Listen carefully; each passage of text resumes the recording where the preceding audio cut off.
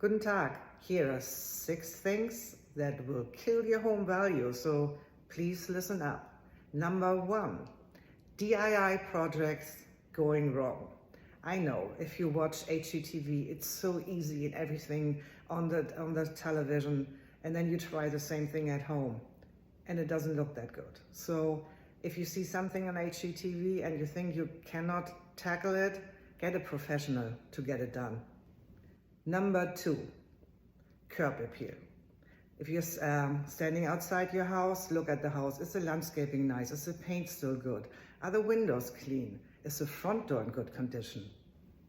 Number 3, ugly wall colors. Please do not paint your living room or kitchen bright colors. All neutrals, very relaxing, but not bright colors. Number 4 is the lack of upkeep. Easy, if something breaks, it needs to be fixed. Number 5, carpet from wall to wall in every room. That doesn't add really good value to your house. And number 6, unpleasant smells in the house.